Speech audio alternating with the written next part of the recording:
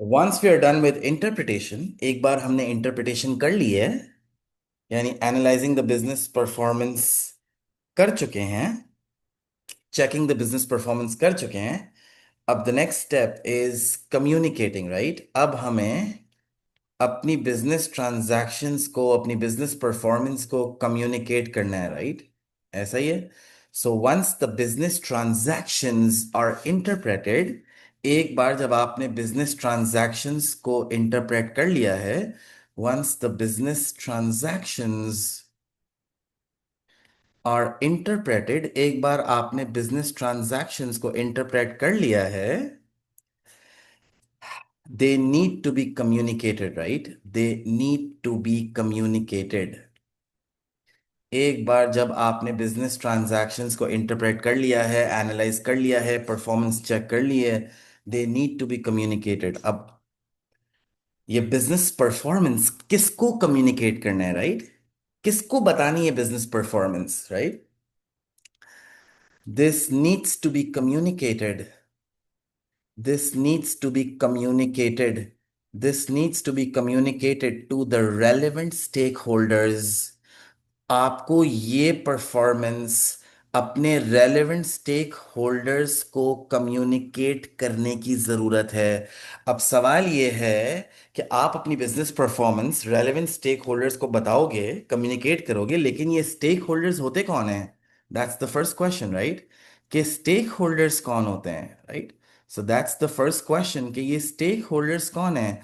Stake holders का मतलब होता है who are people who are directly और indirectly related to your business. ऐसे लोग जो डायरेक्टली और indirectly related to your business होते हैं, राइट?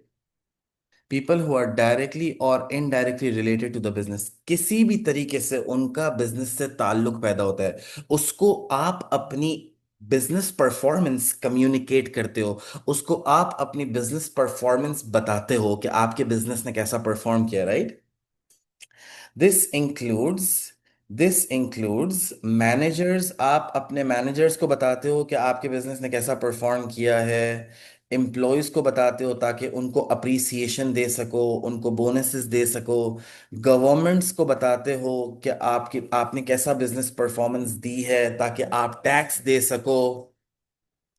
बैंक्स को आप इंफॉर्मेशन, अपनी बिजनेस परफॉर्मेंस कम्युनिकेट करते हो ताकि बैंक से अगर आपको लोन लेना हो तो आप बैंक से लोन ले सको।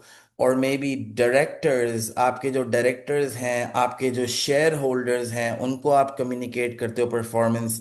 या फिर आप अपने पोटेंशियल इन्वेस्टर्स को ये डेटा कम्युनिकेट करते हो। पोटेंशियल इन्वेस्टर्स का मतलब होता है कि एक ऐसा बंदा जिसके पास पोटेंशियल है to invest in your business, right? जो एक बंदा है जिसके पास पैसे हैं, उसको किसी बिजनेस में पैसा लगाना है, तो आप उसको अपनी बिजनेस परफॉर्मेंस कम्युनिकेट करते हो ताकि ये पता चल सके कि आपके बिजनेस ने कैसी परफॉर्मेंस दी है, तो वो आगे से आपके बिजनेस में कैपिटल इन्वेस्टमेंट्स करे, वो आपके बिजनेस में पैसा लगाए। ओके? सो कम्युनिकेशन का मतलब होता है once the business transactions are interpreted, एक बार जब बिजनेस ट्रांजैक्शंस इंटरप्रेट हो जाती है, analysing and checking the business performance हो जाता है, इसके बाद you have to communicate this to the relevant stakeholders. Stakeholders का मतलब होता है पीपल हु आर डायरेक्टली और indirectly related to your business, जिनका आपके बिजनेस से ताल्लुक पैदा होता है, ठीक है? That includes managers, directors, share holders, employees, governments, banks, potential investors and so on. आपको उनको अपनी परफॉर्मेंस दिखानी होती है, right?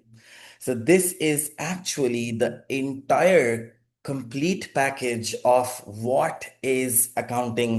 Accounting is an art of classifying, recording, summarizing, interpreting and communicating business transactions.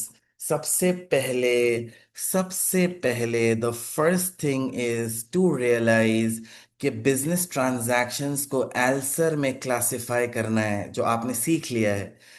आपको लेजर्स में रिकॉर्डिंग करनी है, लेजर्स का मतलब टी अकाउंट्स, फिर उसके बाद आपको समराइज करना है in the trial balance and the statement of profit और लॉस जिसको हम इनकम स्टेटमेंट कहते हैं, and the SOFP which is the balance sheet.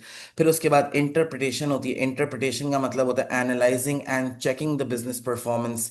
फिर उसके बाद कम्युनिकेटिंग का मतलब you have to communicate these transactions to the relevant stakeholders. This is entire foundation of what is accounting. इसको व्हाट इज अकाउंटिंग कहते हैं पूरा। ठीक है।